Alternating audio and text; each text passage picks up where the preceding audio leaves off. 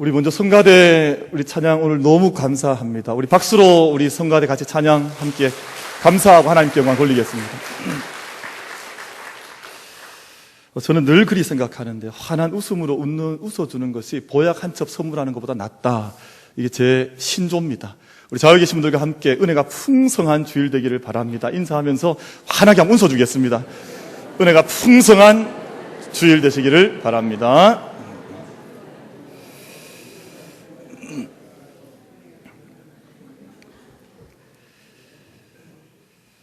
중국이라는 나라가 G2라고 그래서 경제적으로 급부상을 했기 때문에 많은 조명을 받고 있습니다만 당장 미국을 따라잡기 어려운 이유가 있습니다. 미국은 다문화 국가인데요, 19세기 말부터 다문화 정책을 적극적으로 취하고 받아들인 국가가 미국입니다. 그래서 전 세계에서 뛰어난 인재들, 전 세계에서 유능한 일꾼들은 미국의 아주 뛰어난 대학들을 세워놓고 그곳에 다 유입을 시킵니다. 그리고 일자리를 줘요. 그러니까 많은 전 세계의 젊은이들이 미국에 들어가고 난 다음에 거기에서 공부를 하고 그곳의 문화를 접한 이후에 자기의 조국으로 돌아오는 분들도 계시지만 그 땅에 남아서 그 나라를 위해서, 그 땅을 위해서 봉사하고 섬기면서 일평생을 보내는 사람들이 많이 있습니다. 그러니까 우리나라에도 뛰어난 인재들 두뇌들이 미국에 갔다가 그 땅을 위해서 일하는 분들이 많은 것을 우리 주변에서 얼마나 많이 보지를 않습니까? 지난 40년간 미국의 국제 외교 안보 전략에 두 명의 아주 큰 거인과 같은 인물들이 있었습니다.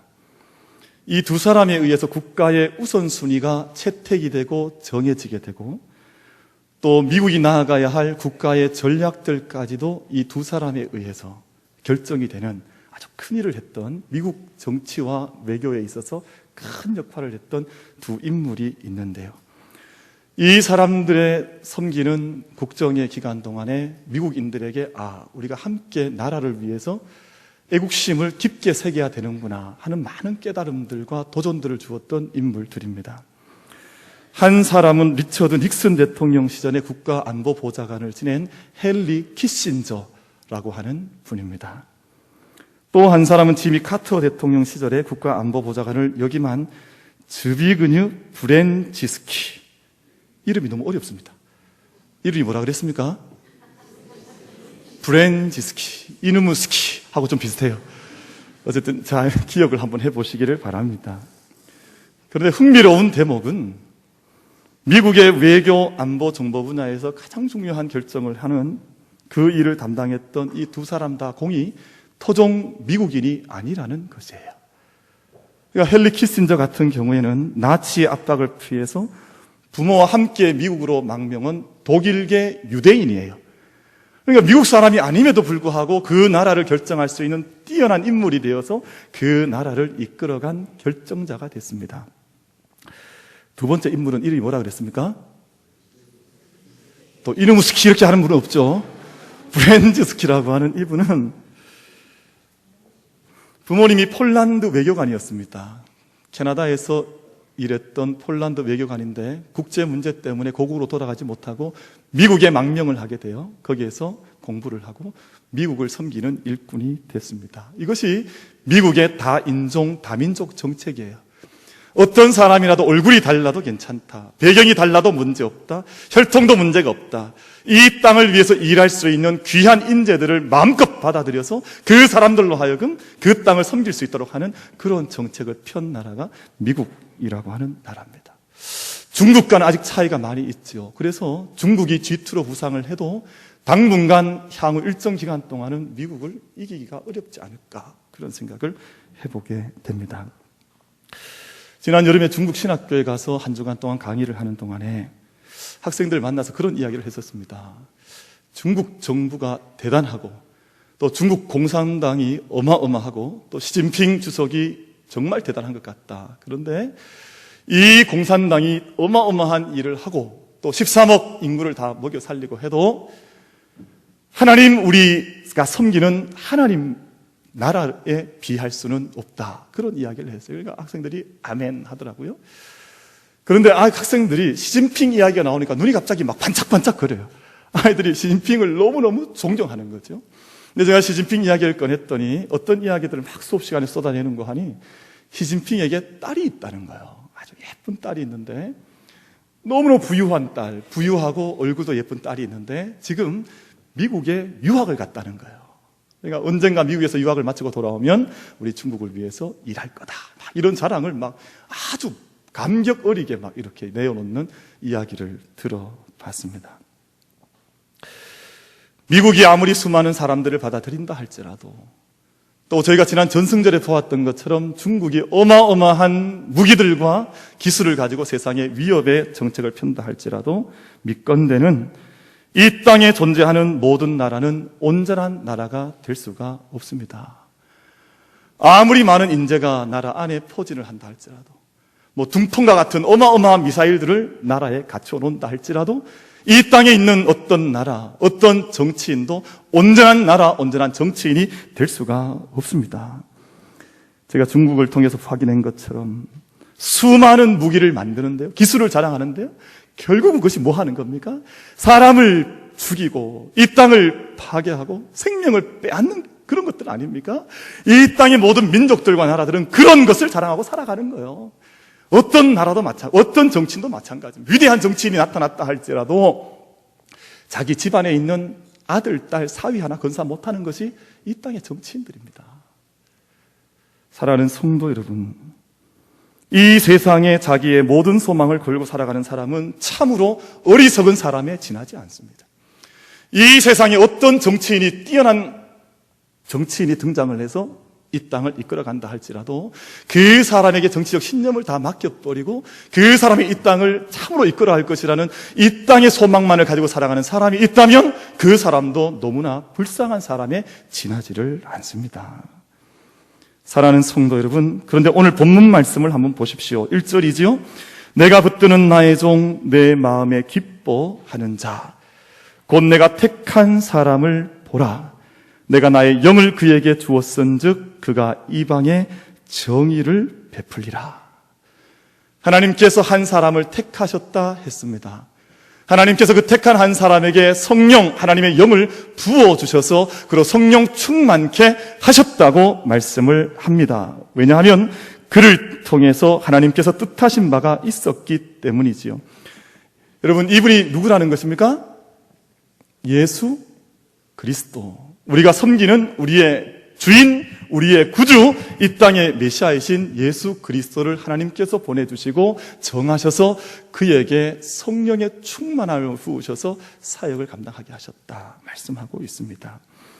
예수님께서 구원 사역을 행하신 기간을 저희는 공생애라고 부릅니다. 그런데 그 공생애를 시작하실 때 성령의 임하심이 예수 그리스도와 함께 계셨는데요, 성령의 충만함을 힘입어서 이 땅에서의 사역을, 공생애를, 구원 사역을 감당을 하셨습니다. 그런데 그 성령 충만한 영이 어떤 영이시냐? 이사야서 11장 2절 말씀에서 이렇게 말씀합니다. 여호와의 신 곧 성령은 지혜와 총명의 신이요 모략과 재능의 신이요 지식과 여호와를 경외하는 영이시다, 그렇게 말씀을 하고 있습니다. 그리고 오늘 본문 말씀에서는 그 성령에 충만케 된 메시아 예수 그리스도께서 1절 하반절 말씀에 나오는 말씀입니다만, 그가 이방의 정의를 베풀기 위해서 이 땅에 하나님 보내신 메시아로 이 땅에 오셨다고 말씀을 하고 있는데요, 오늘 제가 함께 봉독한 3절에도 한 번, 4절에도 한 번 계속해서 그분께서,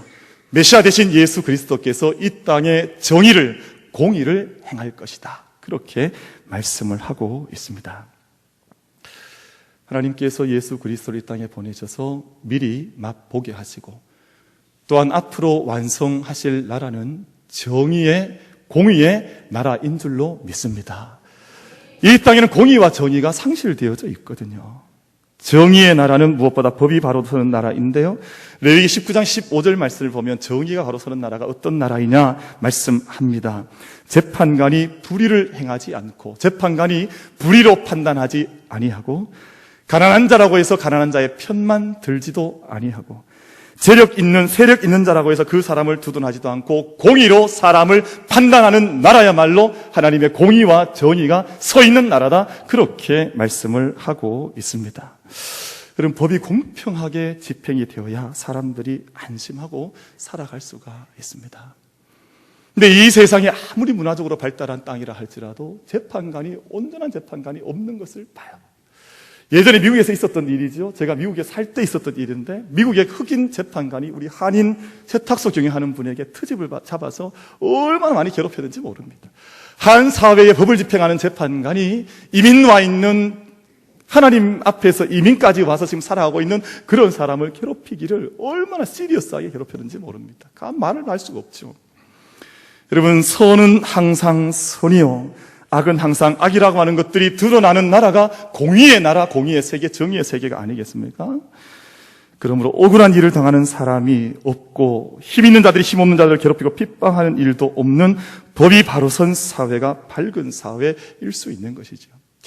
제가 미국 이야기를 좀 자주 해서 그렇습니다만 제가 살고 있던 그 땅 옆에 오클랜드라고 하는 도시가 있었습니다. 저희는 미국에 대한 총기 사고 소식을 가끔씩 듣잖아요. 몇 달에 한 번씩 무슨 사고가 났다 듣지만 오클랜드라고 하는 지역은 매일 사실 총기 사고 나는 곳이에요. 그런데 총기 사고가 일반인이 일반인을 쏘는 것이 아니라 때로는 법을 집행하는 경찰관이 무고한 사람들을 쏘는 일들도 종종 벌어지는 곳이 바로 그곳입니다. 여러분, 이 세상에 어떤 땅, 어떤 나라에 바른 공의와 정의가 살아 있습니까? 이 땅 나라들 가운데, 이 땅에 사람들이 희망을 걸고 있는 정치 가운데에는 궁극적인 희망을 둘 수 있는 곳이 없다고 하는 것이 우리의 오늘의 현실이 아니겠습니까? 그래서 하나님께서 예수 그리스도를 보내셔서 하나님의 나라를 미리 맛보게 하시고 선취하게 하시고 지금도 그 나라를 준비하고 계신다고 하는 것입니다. 이사야 11장 4절 5절 말씀에서 예수님께서 다루시게 될 나라를 이렇게 말씀하는데요. 우리 같이 합독해서 이사야 11장 4절과 5절 말씀, 하나님께서 다스리신 나라가 어떤 나라이냐 한번 우리 힘있게 우리 또박또박 말씀 같이 합독하겠습니다. 시작. 공의로 가난한 자를 심판하며 정직으로 세상에 겸손한 자를 판단할 것이며 그의 입에 막대기로 세상을 치며 그의 입술의 기운으로 악인을 죽일 것이며 공의로 그의 허리띠를 삼으며 성실로 그의 몸의 띠를 삼으리라. 아멘.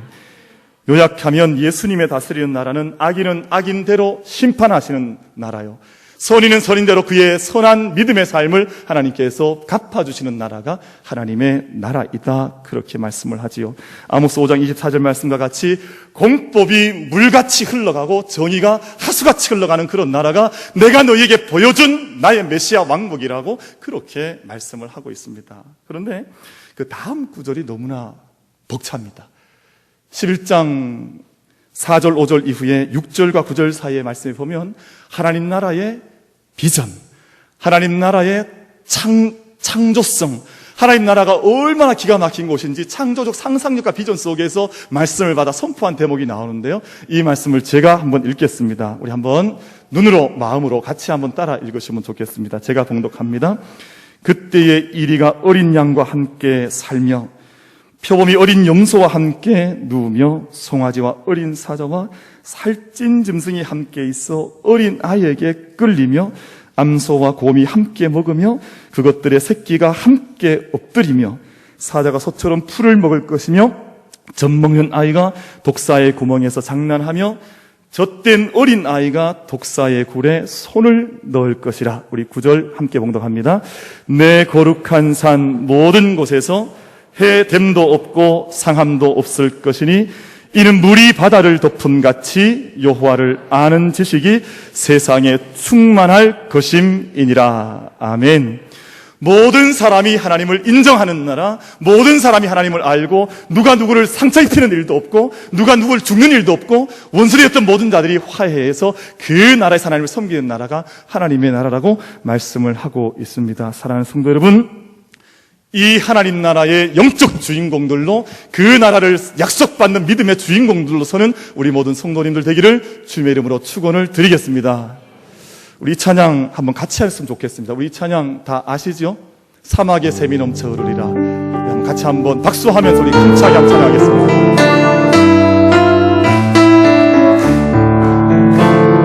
사막에 샘이 넘쳐 흐르리라. 사막에 꽃이 피어 향내 내리라. 주님이 다스리는 그 나라가 되면 사막이 사자들이 어린 양과 들으며 어린이를 함께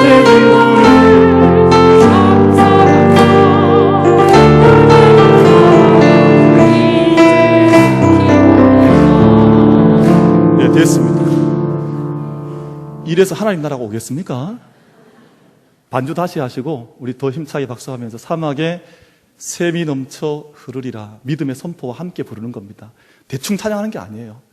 여러분, 기쁨과 희망 속에 사막의 이 땅 가운데 하나님 강물이 흘러가는 그 영광 우리가 선포하면서 다시 한번 찬양하십시오. 찬양 다 아시죠?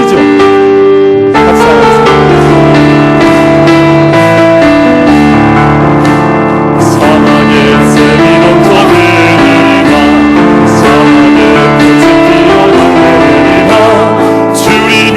다스리는 그 나라가 되면 사막이 폭풍산 되리. 사자들이 어린 양과 띠걸고 어린이를 함께 딩그는 참 사랑과 기쁨의 그 나라가 이제 솟기어 사막의 숲이 우거지리라. 사막의 숲이 우거지리라. 사막의 예쁜 새를 노래하리라. 주님이 다스리는 그 나라가 되면 사막이 나군대리라.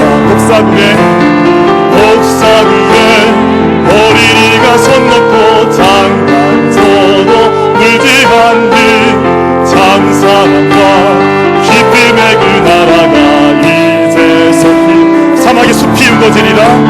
사막의 숲이 우거지리라. 사막의 예쁜 새를 노래하리라. 주님이 다스리는 그 나라가 되면 사막이 낙원되리라. 독사굴에 어린이가 손 놓고 장단 쳐도 무지한 듯 찬사랑과 기쁨의 그 나라가 이제 속히 오리라. 아멘. 그럼 이 나라의 주인공 되시기를 바랍니다. 천국은 누가 주인공 된다 그랬습니까? 천국은 침노하는 자가 그 나라의 주인공 된다 그랬습니다. 여러분, 영으로 우리의 온 삶으로 믿음으로 그 나라를 침노할 수 있는 믿음의 주인공들이 되기를 축원합니다. 그럼 지금 아프리카 중동 지역의 나라들에서 살 수 없는 사람들이 자기의 온 재산을 털어서 온 재산을 다 써서 지중해를 넘어가지 않습니까? 배상 마련해서 자기의 나라에 살 수 없으니 그 배상 지불하고 살 수 있는 유럽으로 흘러 들어가지를 않습니까? 그것도 중요한 일입니다만 여러분, 우리가 정말 하나님 나라를 믿는다면, 예수 그리스도의 나라를 소망한다면, 영원한 천국의 믿음을 가지고 있다면 천국을 위해서 온 삶을 들여 침노할 수 있는 은혜가 우리에게 있게 되기를 바랍니다. 중국 13억 인구인데요, 정부가 공식적으로 기독교 인정하지 않습니다. 선교사들 추방합니다. 그럼에도 불구하고 1억이 넘는 사람들이 크리스찬들이 되어서 날마다 지하교회에서, 가정교회에서, 삼자교회에서 모여서 하나님 예배하고 있습니다. 공산당이 막아도 합니다. 그렇다면 그런 영혼들 속에 왜 두려움이 없겠습니까? 왜 걱정이 없겠습니까? 그러나 이 땅의 정권이 아니라 하나님 나라에 들어가겠다고 하는 열망 때문에 그런 것을 우리가 바라보고 믿는다면 우리들도 하나님 나라 섬기는 그 일, 하나님 나라를 전하는 그 일에 함께 쓰임받는 영광 있게 되기를 바라겠습니다. 오늘 본문 말씀은 예수님께서 세상 사람들에게 복음을 전하는 모습을 세 가지로 말씀하는데, 오늘 전도자들이 가져야 할 모습과 다르지 않다, 그렇게 생각을 합니다. 첫 번째는 세 가지 모습을 살피겠는데요. 2절 말씀입니다. 우리 한번 같이 읽습니다. 시작. 그는 외치지 아니하며 목소리를 높이지 아니하며 그 소리를 거리에 들리게 하지 아니하며. 아멘. 온유한 예수님의 모습입니다. 예수님 복음 전하실 때 크게 외치지 않으셨습니다. 소리 지르지 않으셨습니다. 소리를 높이지 않으셨습니다. 세상의 권력자들은 그렇지 않습니다. 온 세상의 사람들 불러서 전승절에 무기, 둥펑이니 뭐니 온갖 무기를 자랑해야 직성이 풀리는 사람들이 이 세상의 주권자들입니다. 그러나 그것으로 구원 이루어지는 것 아닙니다. 그것으로 영원한 하나님 나라 약속받을 수 있는 것도 아닙니다. 심령의 빛이 임해서 사람답게, 하나님의 형상답게 살아갈 수 있는 것도 아닙니다. 예수님 목소리를 높이지 않으셔도 모든 하나님의 말씀들이 사람들 마음속에 잘 박힌 못처럼 깊이 박혀졌습니다. 예수님 외치지 않으셨지만 예수님 만나는 자들마다 예수님의 말씀을 통해 참 소망, 하늘나라에 대한 소망을 가지게 되었습니다. 예수님 만나는 자들마다 참된 변화가 그 안에 일어나게 되었고 참된 소망 가지고 살아가는 사람들 일어나게 됐습니다. 저희가 복음 전할 때도 마찬가지죠. 저희가 이 땅 가운데 살아가고 복음 전하는 동안 이 복음을 잘 받지 않는 가족들도 있을 것입니다. 아들, 딸도 있을 것입니다. 배우자, 남편과 아내도 있을 것입니다. 그럼에도 불구하고 세상 사람들과 같지 않아서 내 안에 있는 성령의 인도하심을 따라 온유함, 부드러움으로 하나님의 예수 그리스도의 마음으로 복음의 사역을 감당할 수 있는 우리 모두가 되기를 바랍니다. 둘째는 불쌍히 여기는 마음입니다. 3절 말씀 합독하겠습니다. 시작. 상한 갈대를 꺾지 아니하며 꺼져가는 등불을 끄지 아니하고 진실로 정의를 시행할 것이며. 아멘. 그럼 갈대는 강가나 호숫가에 서 있는 식물입니다. 힘이 없습니다. 밟거나 길 가다가 눌려킴 당하면 갈대는 넘어지고 맙니다. 갈대가 얼마나 연약한지 갈대의 순정이라 그러잖아요. 그래서 이건 너무나 연약한 것, 갈대의 순정처럼 너무너무 연약한 것을 갈대라 그래요. 그런데 일반 갈대가 아니라 상한 갈대도 꺾지 않으시고. 그럼 불이 또 얼마나 위태합니까? 저는 촛불 켜놓는 거 좋아해서 때때로 제 방에 촛불을 켜는데요, 불면 훅 꺼져버립니다. 그런데 꺼져가는 심지도 끄지 않으신다. 이 땅에 상한 갈대와 같은 사람이 얼마나 많이 있습니까? 이 땅에 꺼져가는 심지처럼 위태위태한 삶을 살아가는 사람들이 얼마나 많이 있습니까? 육체적으로 병든 사람도 그러합니다. 세상에 소외된 사람, 안타까운 사람, 가난한 사람도 그러합니다. 영적인 눈으로 바라보면 겉으로는 멀쩡할지 모르지만 속으로는 상해 있고 죽음의 길을 향해 달려가는 사람들도 마찬가지입니다. 그런데 예수님께서 그런 모든 인생의 사람들, 상한 갈대 같은 사람, 꺼져가는 심지 같은 불꽃 위태위태한 사람들도 외면치 않으시고 그들을 지켜주신다 말씀하셨습니다. 사랑하는 성도 여러분, 저희들 안에 예수 그리스도의 마음이 온전히 우리 가운데 임하여서 내 안에도 예수님의 마음 품고 이 땅에 꺼져가는 심지 같은 사람, 상한 갈대 같은 사람을 향해서 예수 그리스도의 생명의 복음을 함께 나눌 수 있는 은혜가 우리에게 있게 되기를 축원합니다. 마지막으로 셋째는 포기하지 않는 것인데요, 4절 말씀입니다. 우리 한번 같이 읽습니다. 시작. 그는 쇠하지 아니하며 낙담하지 아니하고 세상의 정의를 세우기에 이르리니 섬들이 그 교훈을 앙망하리라. 아멘. 쇠하지 않으시고 낙담하지 않으신다 했습니다. 기가 꺾여 용기를 잃어버리는 일이 없다고 말씀하셨습니다. 예수님에게는 그래서 절망이 없습니다. 하나님 백성, 주신 백성이 돌아올 때까지, 십자가를 지기까지, 부활의 자리에 이르기까지, 승천하기까지, 또한 우리를 장차 만나기까지 낙담하지 않으시고 이 땅에 신실하게 일하시면서 믿음의 사람들을 구원하는 열심으로 살아가는 분이 우리 주님이라고 말씀을 하십니다. 상대방이 금방 안 믿는다고 해서 절망할 필요도 없고요, 낙담할 필요도 없고요, 쇠할 필요도 없습니다. 우리는 주님께서 맡기신 그 사명들을 감당하면 이루시는 분은 우리 하나님이신 줄로 믿습니다. 자, 묵상 가운데 그런 묵상을 해봤습니다. 등대에 불이 꺼져 있지 않으면 모든 길을 잃어버린 배들은 그 등대를 향하게 될 것이다. 이게 아주 유명한 사람이 한 말인데 누가 한 말인지 아십니까? 김영근 목사가 말하는 겁니다. 제가 말씀 묵상하다 보니까 이 메시지가 생각이 났어요. 등대가 불만 꺼드리지 않고 있다면 모든 길을 잃어버린 배들은 그 등대를 향해서 항해할 것이다. 사랑하는 성도 여러분, 이 전이 생명의 불 꺼뜨리지 말고, 말씀의 불 꺼뜨리지 말고, 진리와 사랑의 불을 꺼뜨리지 않아서 세상에 길 잃어버렸던 사람들, 낭망했던 사람들, 상한 갈대 같은 사람들이 이 전을 찾아와 하나님의 생명의 입대임 받고 구원에 참여하게 되는 놀라운 역사 나타나게 될 줄로 믿습니다. 요즘 카페의 글이나 제가 이제 오픈을 저희 교회가 함께 하고 제가 지켜보고 있는데요. 갈 때마다 감사해요. 왜냐하면 우리 교회의 주변에 학교가 서너 군데 있지 않습니까? 근데 아이들이 점심시간 때 또 저녁 이제 야자하기 전 그 사이에 교회를 와요, 아이들이. 335 짝지어 와서 여기서 무슨 티던가요? 아이스티 이렇게 1,000원이잖아요. 싸잖아요. 그러니까 그거 시켜서 또 거기 옆에 있는 빵 하나 시켜서 그거 먹고 한참을 이야기하다가 또 학교로 돌아가고 그럽니다. 그럼 지금까지 그 아이들이 어디에 갔겠습니까? 근데 그 아이들이 교회로 와서 또 함께 대화를 나누다가 교회의 문화를 보고 환경을 보고 함께 차를 나누고 돌아간다고 하는 것은 얼마나 감사한 일인지 모릅니다. 여러분, 그 학생들뿐만 아닙니다. 믿지 않았던 사람들, 이 주변의 많은 사람들도 알게 모르게 교회에 많이 와서 함께 차를 마시고 돌아가는 모습을 많이 보고 있습니다. 감사한 일이지 않아요? 근데 이것도 중요하지만 여러분, 우리가 학교 앞에 가서 붙잡아 온다고 학생들이 오겠습니까? 강변한다고 학생들이 여기에 쫓아오겠습니까? 여기에 문화를 만들고 기독교 구원의 메시지가 어떤 것인지를 우리가 함께 열어 보여주면 하나님께서 이 땅에 이곳에 보내주시는 생명들을 허락해 주실 줄로 믿습니다.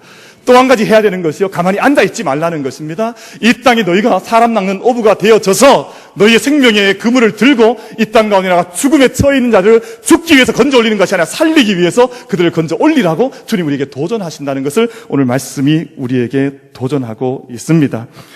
사랑하는 성도 여러분, 우리가 온유함으로 복음을 전하고 예수 그리스도의 사랑의 영과 마음으로 이 세상을 바라보는 긍휼의 마음으로 복음을 전할 뿐만 아니라 낙심하지 말고 자전하지 말고 우리에게 맡기신 그 사명 끝까지 감당하여서 주님께서 이 세상에 가장 기뻐하는 사람 보내셔서 행하기 원하셨던 구원의 일을 이 재단이 함께 이루어갈 수 있는 만민재단 만민의 모든 성도들 되기를 주님의 이름으로 축원을 드리겠습니다.